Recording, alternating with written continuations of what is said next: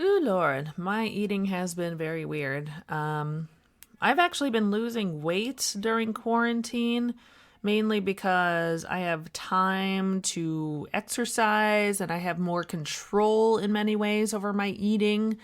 I mean, I'm not doing anything too extravagant, really. I'm just sort of doing intermittent fasting and walking an hour a day.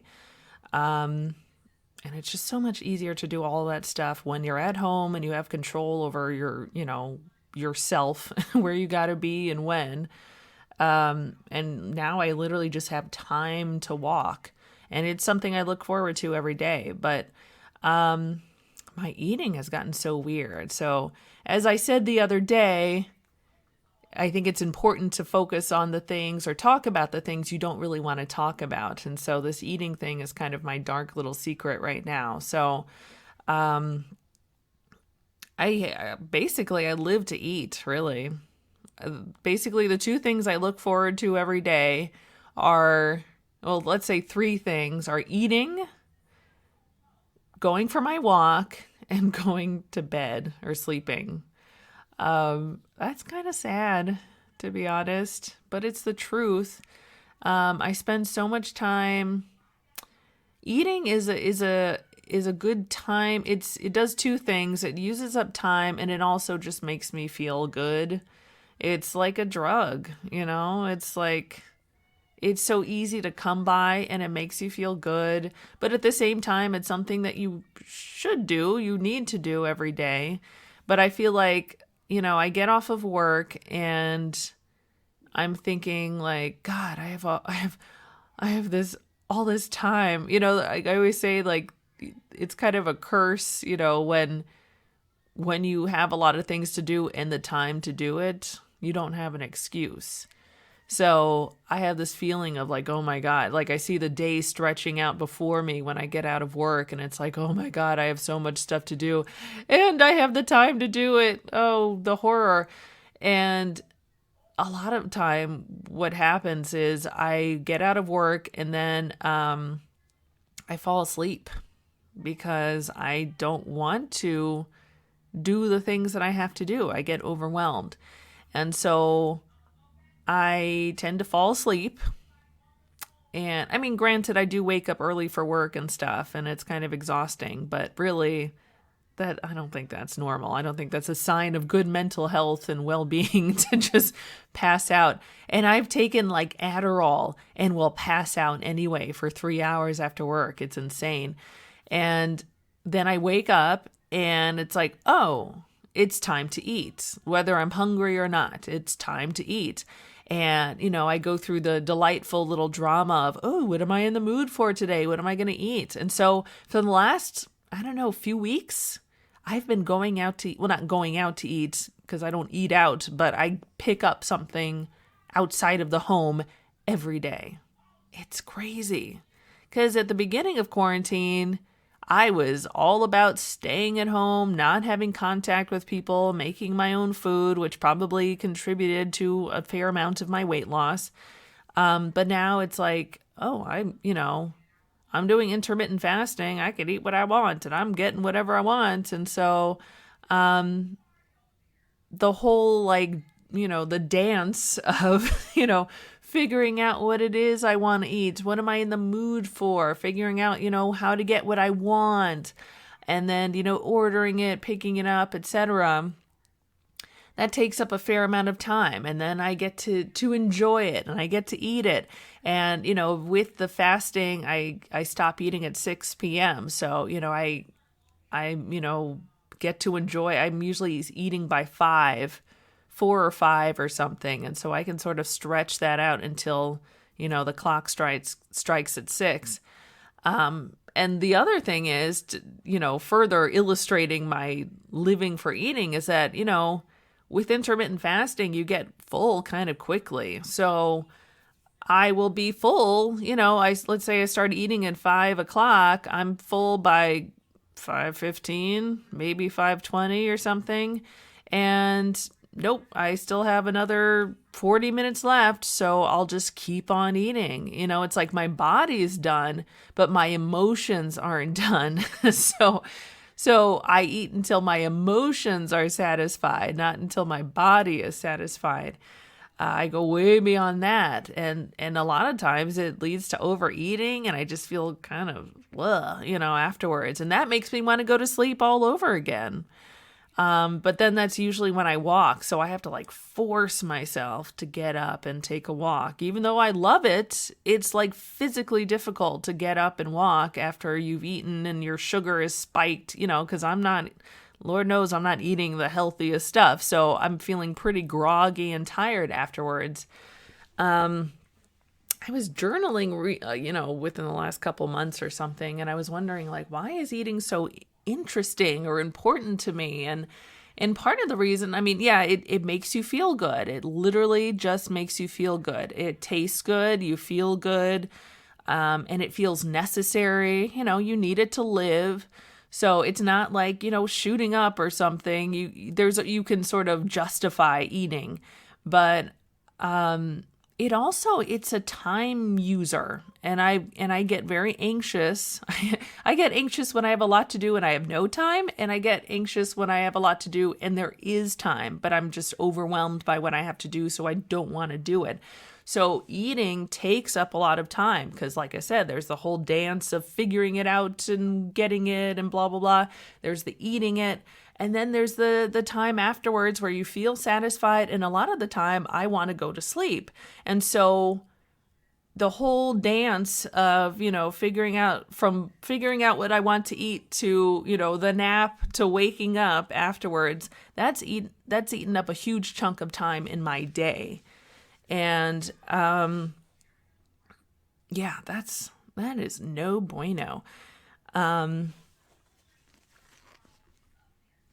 So I got a lot of work to do. That's pretty much, that sums it up right there. Eating is, it's necessary, but I bring a lot of extra drama to it that shouldn't be there.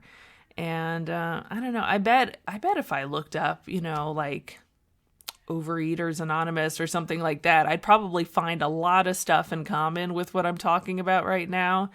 And this seems like such a good opportunity or good time to have like a food journal, which I think I started one once, but I've never really done it. But the important thing really is, figuring out why you eat, not so much what you ate, but like why you ate it and why you ate that much, because it's so emotionally motivated for me. Now, like I said in the video the other day, when I've gained a lot of weight, my eating habits haven't necessarily changed that much. I feel like a lot of the time it's my body holding on to weight a lot more for its own reasons. So I don't want to say like, I'm not saying that like I'm not saying I have great eating habits and my body's doing all the being mischievous and working against me. No, I definitely have eating habits that could be better. And boy, is it illustrated in times like this when I'm emotionally in a weird place, bad place. Oh my God, I was looking at this, I was like flipping through Instagram, and I saw this picture. Instagram felt the need to show me this picture. Signs I'm becoming depressed. Oh my God, this whole list was me. And it's like, I don't even feel that depressed right now. So the list was, don't feel like responding to texts or emails. Check. Room gets messy. Ooh, check. Worldview gets more negative. That's a toss-up because the world is pretty negative. Increased irritability and hopelessness. I got hopelessness just in my veins. Brain fog. Dreams and aspirations, don't know them. Yes, that's a thing. I still have dreams and aspirations. It's not that I've completely given up on them. Whether I do anything to possibly make any of those dreams or aspirations come true, certainly not. Muscle pains and headaches, actually not. Hobbies don't make me happy. What hobbies? I don't know what hobbies are. I don't have any hobbies. My like train assembly collection is not coming along very well. Just kidding. I don't do any of that. My hobby right now, I guess, is like going for walks. And that does make me happy. I do enjoy that very much. Hygiene goes out the window. Oh, girl. My thoughts make me sad. Well, yeah. Yeah. My thoughts, the world, tomato, tomato. I feel self-conscious and dull around others. Well, luckily I'm not around others, so that's nice. But do I feel self-conscious? I guess I would be. That's probably why I isolate so much. That's why isolation is so lovely for me, because then I don't have to feel self-conscious. I don't feel dull, though. I think I seem to manage my entertainingness when I am interacting with others. I stop missing people. Isolation feels comfortable. Double check. That's just normal for me. And also, we kind of have to isolate right now. Constant fatigue and so many naps. Ooh, girl. That is me. So, yeah, I was like, oh, damn. This little graphic here called me out. It's from at Crazy Head Comics. And this was posted by Regen Health. Regen, REGEN_health. If you're so interested in checking that out. But yeah, that called me out. Read me to filth. Yeah, I'm definitely displaying... I'm displaying symptoms of depression, but it's also that's just me. So I guess I'm always depressed. I guess that's the lesson we're learning here. But if you listen to me, what does depression look like? It's different for everyone. So it's I don't feel that depressed. In fact, I feel like in a lot of ways I'm doing pretty well. But I still display the symptoms, or the symptoms that would mean depression for other people.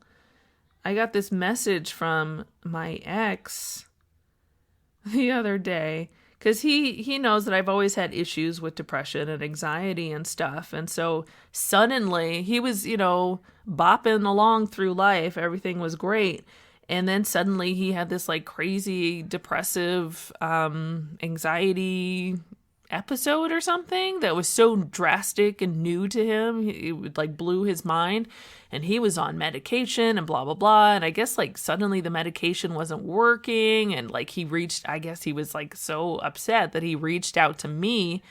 We dated a long time ago, and we've still remained friends. But it was bad because he was reaching out to me and being I'm going through this, mental hell, help me and stuff.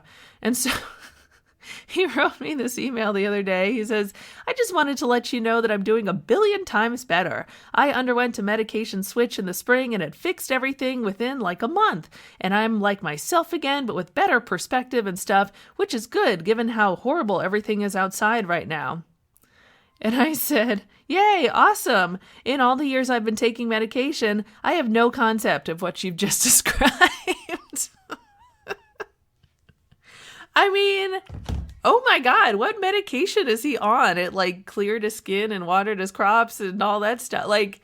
I'm not on medication right now, but I've been on and off for 20 years. And I have literally no idea what he's talking about. I didn't know that was a thing that happened with medication. Talk about managing your expectations. I had the lowest of expectations for medication over the years. I used to hope for that, I guess, the first time I took medication, the first time I asked for medication, and Lord knows that was not the result. So I didn't even know that was a thing. So I don't know. Is this just me? Is this just the way I live?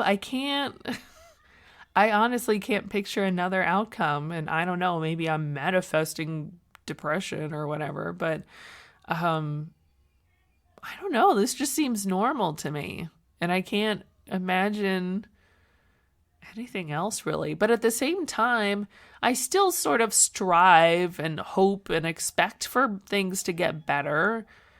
But I surely don't expect something that great. I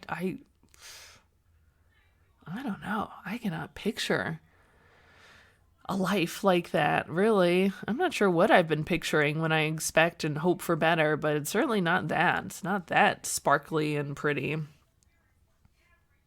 I don't know.